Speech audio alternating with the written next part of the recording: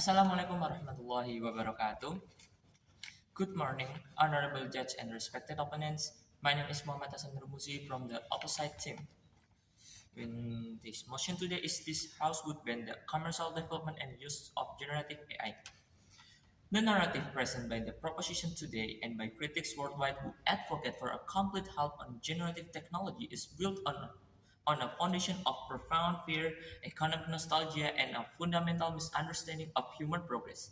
They look at a massive wave of technological evolution and instead of learning how to build a ship, their only solution is to try and outlaw the ocean.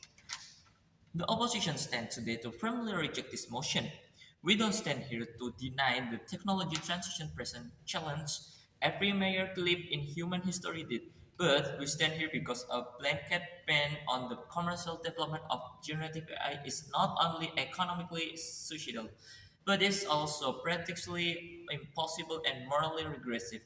It strips away the most democratic tools for productivity, creative assistance, and scientific advancement that humanity has developed in the 21st century.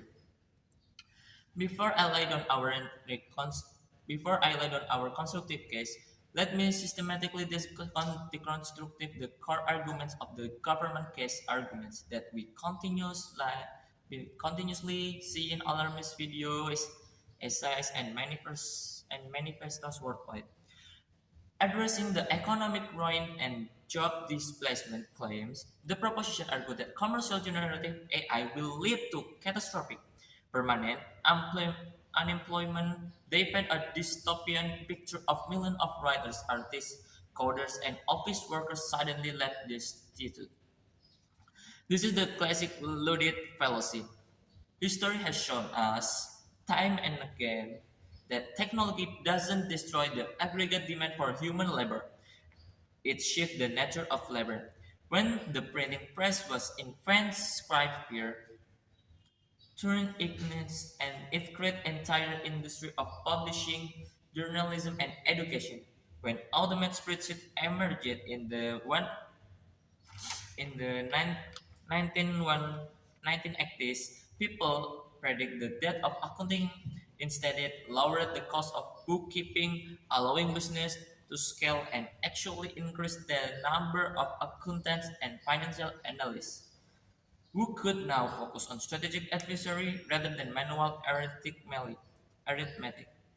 Generative AI is an efficiency multiplier. It handles the mundane drafts, the boilerplate code, and the preliminary sketch, allowing human beings to ascend to higher level. Conceptual design, quality assurance, and strategic decision making we don't ban tractor because they replace the hand plow. We transition our workforce to run the modern agricultural economy. The critics argue that AI models are stealing human art, creating soulless plagiarism, and effectively killing genuine human creativity.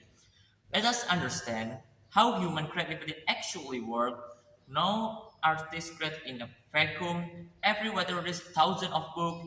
Every painter studies classical master. We ingest, we analyze, sees pattern, we synthesis, and we produce something new. Generative AI does mathematically what humans do cognitively. It analyzes public data to learn the underlying style, syntax, and structure of human output. Furthermore, commercial AI development is already rapidly shifting toward ethical licensed data training faithfulness. A ban would help these regulate legal commercial frameworks, leaving only unregulated black market models operating in jurisdiction that don't care about copyright laws. Lastly, the proposition claims that commercial AI must be banned because it democratizes discretion of deepfakes, misinformation, and cyber threats. Banning commercial development doesn't make the technology disappear, it merely ensures that the good actor regulate law-abiding public corporation stop developing defense mechanism while malicious actors, state sponsor hackers, and underground groups continue to develop these tools in the shadows. The best defense against deepfake is not a futile domestic ban, It is the commercial development of advanced cryptography, watermarking technologies, and AI-driven detection system. Unit commercial AI to fight malicious AI. Our first argument centers on democracy. Historically, high quality production, be it software development, cinematic visual effect, professional graphic design, or advanced data analysis, was kept by massive capital. Only giant corporations could afford millions of dollars in rendering farms, massive programming teams, or tight marketing agency. Generative AI act as a great equalizer. It gives the solo entrepreneur in Jakarta, the independent game developer in Nairobi, and the small family business in Ohio the capability of a multi-million dollar tech suite at the cost of basic subscription. A single development can now generate code, draft user agreement, and design basic UI in a weekend, allowing them to compete directly with a legacy tech giant. By banning the commercial development of these tools, you are effectively pulling the ladders up on the middle class, startups and startups and developing nation.